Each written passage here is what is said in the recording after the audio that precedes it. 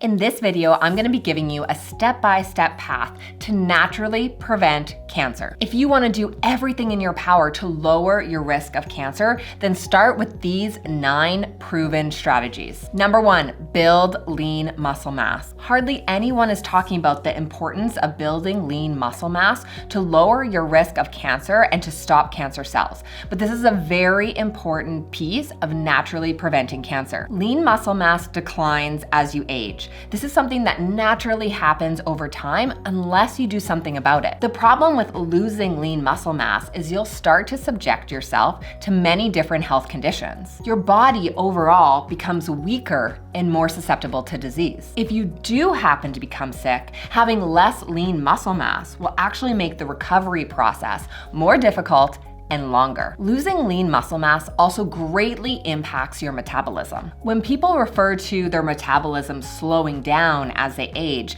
they're actually referring to losing lean muscle mass. Because of less lean muscle mass and lower hormone levels, your metabolism actually slows down. Of course, for many cancer survivors, having low levels of estrogen is actually quite common. You may have had a hysterectomy to remove your ovaries, or you might be on medications to actively suppress your hormone levels.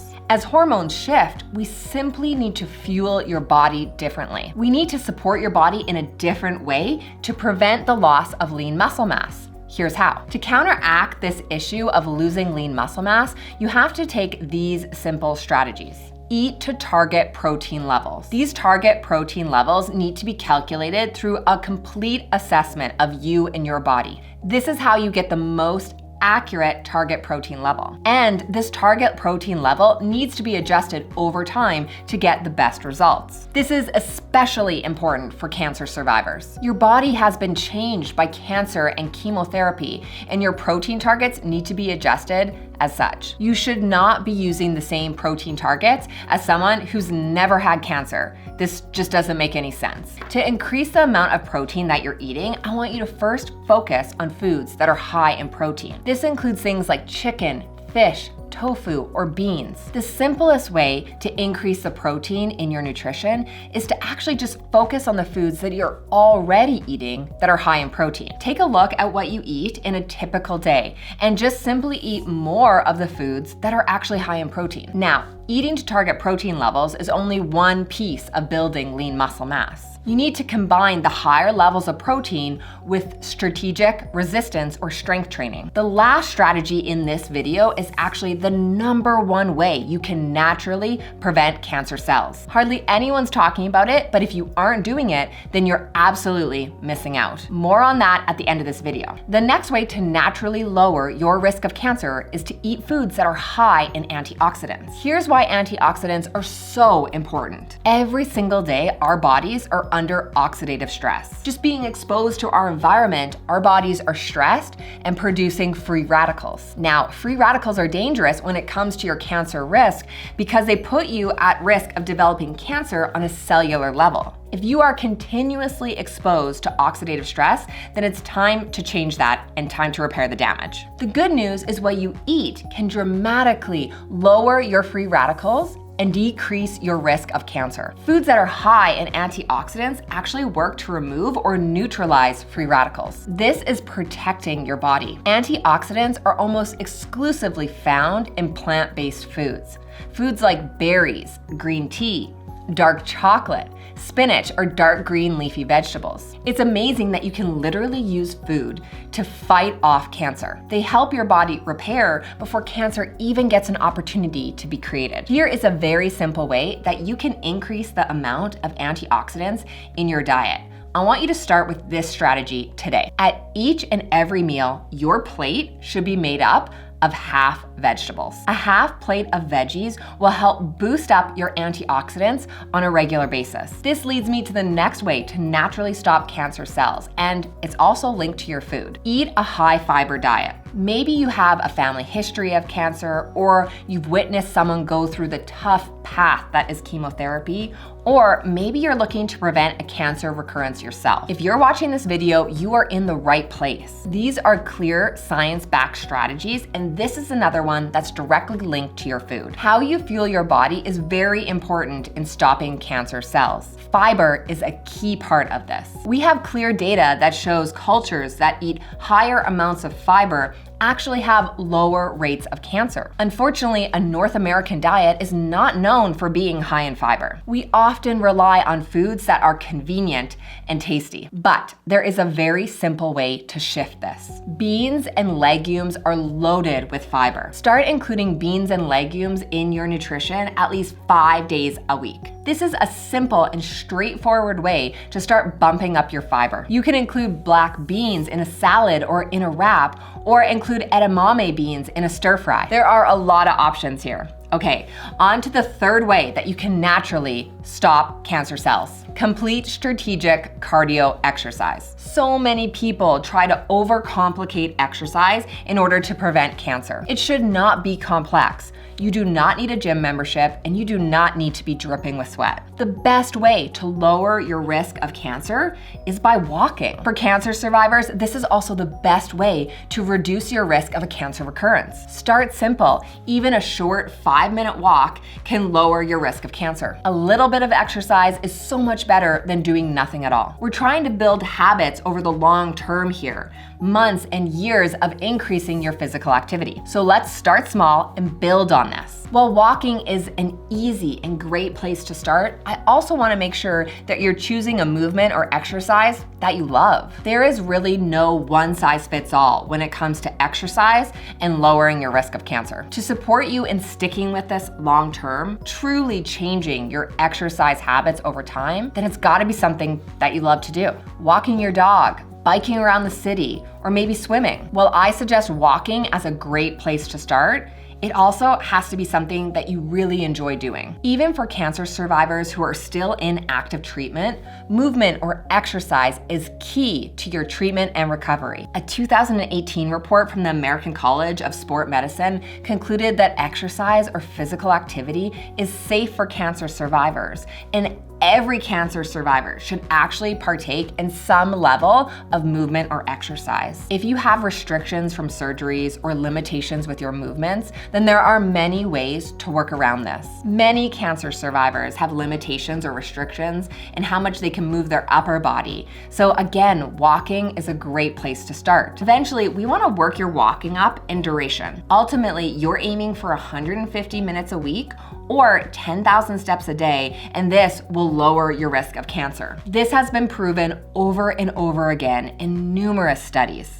If you're really looking to lower your risk of cancer, then exercise is where you need to focus. But there's more to exercise than just focusing on low to moderate intensity cardio. You also need to include some form of resistance or strength training. That brings me to point number 4, use strength training. Just like cardio exercise, strength training has been shown to lower your risk of cancer. Now, strength training, again, does not need to be complicated. I want you to start with basic strength training, just using your body weight. This is often a great place for many people to start because it doesn't require any equipment, there's a low risk of being injured, and it will help you do functional movements throughout your day. Getting out of bed or sitting down on the couch. Movements like a bodyweight squat, a lunge, or a push-up, these are great ways to start. To use strength training to lower your risk of cancer, the workouts need to be focused on all the major muscle groups in your body and should be completed 2 to 3 times a week. It doesn't need to take a lot of time. Around 20 minutes a day is all you need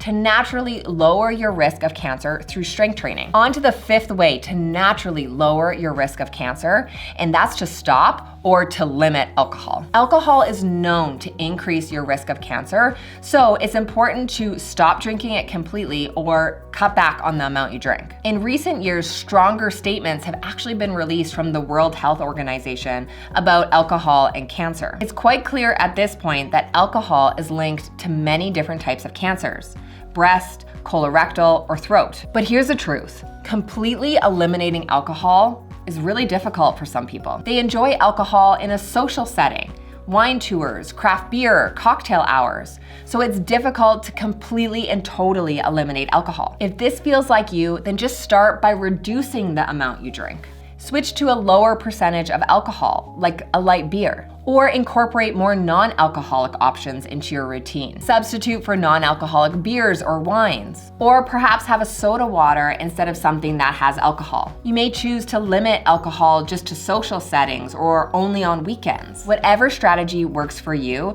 lowering the amount of alcohol you drink will lower your risk of cancer. Which actually leads me to my next point in how to naturally stop cancer cells. Avoid the sun. Even if you live in a climate that's cold for part of the year, you still need to protect yourself from the sun. Every single day, put some type of sunscreen or protection on your face and neck. The added benefit to this is actually one of the most effective anti-aging strategies you can also choose. You need to be protecting your skin from the sun at all times. This means that if you're in warmer climates, you'll actually want to limit your sun exposure time or protect yourself from the sun. As someone who is quite fair-skinned, but also someone who is very concerned about my cancer risk, I actually use multiple strategies to protect myself from the sun. I often wear sun shirts with my bathing suit. I also have a large umbrella that I take with me everywhere in case shade isn't available. And I wear sunscreen on my face and neck every single day,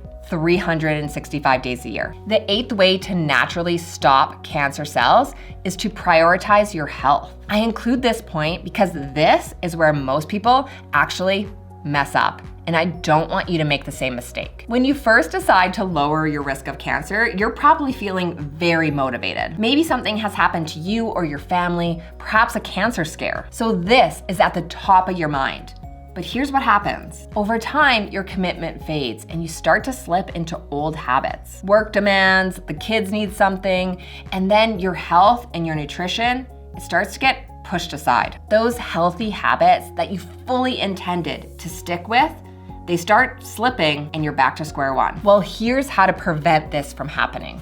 Accountability. To make long-lasting changes to your health, you actually need accountability, something to hold you to the commitment of actually changing your health habits. The most successful way to actually hold yourself accountable is to hire some kind of coach or mentor. But you can also create accountability strategies with friends or family. That brings me to the last way to naturally stop cancer cells. This is the most important point of this video and the most effective way to actually stop cancer cells. Maintain a healthy body weight. There is, again, consistent literature that shows having an unhealthy body weight actually increases your risk of cancer. When carrying around extra weight or fat on your body, we actually know that there's an increased amount of inflammation. This is one possible hypothesis that actually links an unhealthy body weight to a higher risk of cancer. But we also know that insulin sensitivity plays a role in cancer risk. So having a higher body weight actually negatively impacts this as well. Now, of course, we all know that it's difficult to maintain a healthy body weight